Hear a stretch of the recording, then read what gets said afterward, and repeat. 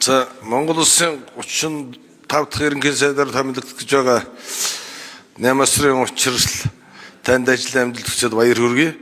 Бас дэмжиж байгаа илэрхийлье.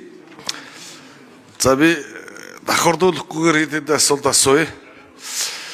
Та Евразийн худалдааны чөлөөт хэлцээрд очсон.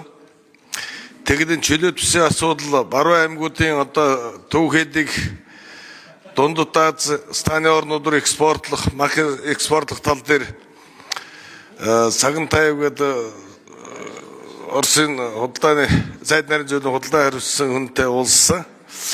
Тэгэхээр энэ цагаан нурын чөлөөт бүсийн ажлыг эхлүүлэх үү? Ер нь тэнд баруун 5 аймагт бас газар олгоод төвхөд гадагшаа экспортлох мал махны экспортер тийм ямар бодлого баримтж байна нэгдүгээр. Хоёрдугаарт 40 жил яригдж байгаа сонгол болгоны шоу бол гасгатны мөнгөний ордыг ашиглалтанд оруулах уу? Гурав дахь асуудал эрүүл мэндийн салбарын талаар асууя. За эрүүл мэндийн салбар, боловсролын салбарын цалингийн асуудал одоо бензин шатхууны өсөлт, инфляцийн өсөлт, өргөн хэрвийн бараалын өсөлттэй холбоотой бараг нэмэгдэг байна. Нэмэгдсэн ярьж байгаа мөртлөө хөрөлцөхгүй байна. 80 хүн цалингийн зээлтэй хүүхдээ сургаж байгаа. Тийм учраас энэ цалин нэмэгдэх үү? Нөгөө талаар бүсийн онцлогооны төв гэдэг асуудлыг одоо аймаг болгонд онцлогооны төв байгуулах байр нь бэлэн байгаа. Чухал онцлогооны аппарат имрэ ангиогийн аппарат чухал шаардлагатай аппарат тавиад эмчнэрийн мэрэгжлийн талаар ямар бодлого барьж байна? Эмнэлгийн эрсдэл дутагдaltaй байна. Одоо хөвчмжлөө байгаа өвчнүүд бүгд гаднаас юм авчирч байна. Энэ дээр ямар бодлого барьж байна? За дөрөв дэх асуудал шатхууны амжилттай болчиход байна. Нөгөө нефт боловсруулах үйлдвэр маань ашиглалтанд ороход бас нэлээд хугацаа шаардах юм шиг байна. За дунд оврын одоо шатхан боловсруулах үйлдвэрүүд ард иргэд барьсан зээл аваагүй тийм юм байгаа маань. Цэрэгэн сумын нутагт 3000 тонн Төв аймгийн шатхууны нөөцтэй өдөрт 100 тонн шатхан үйлдвэрлэх хүчин чадалтай ийм үйлдвэр барьсан байна. Энийг одоо Петрошайна ч юм уу тэр Дэнчин зүүн баянгийн уянаас газрын тосны нийлүүлэлт шууд шатхан гаргаад өдөртөө 100 тонны шатхан гаргана гэж байна.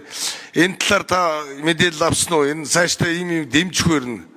Төрөөс энд одоо хөнгөлөлтөд зээлмэл олох уу? Бас энэ ашиглалтанд орсноор зарим урхайнууд одоо шатхуунаар тасалдахгүй боломж байна гэж бодож байна. За 8 сарын учрал гишүүн хариулъя. За Сагантайв сайдтай Оросын холбооны улсад ажиллах үеэр уулзсан Евразийн чөлөөт худалдааны хэлэлцээрийг их хурл сойрхож баталсантай холбогдуулан нот бичгийг нь гардуулсан 369 бүтээгдэхүүнийг энэ 200 сая үнэтэй зах зээл рүү гаргана. Үүнийг бэлтгэхийн тулд бол Алтан булгийн одоо чөлөөт бүс дээр бас одоо бид нар нэг логистикийн төвүүд байгуулах ажлуудыг бол эхлүүлнэ. За мөн одоо нөгөө махан бүтээгдэхүүн, арьс шир, ноос, ноолуур гээд за одоо мах нядалгааны цэг за бусад одоо ханган нийлүүлэх ажлуудыг хийх чиглэлээр бол одоо гол дэмжлэгүүдийг үзүүлж явна. Тэгэхээр Евразийн хэлэлцээрийг амилуулах ажлуудыг бол одооноос бэлтгэл ажлыг хангана.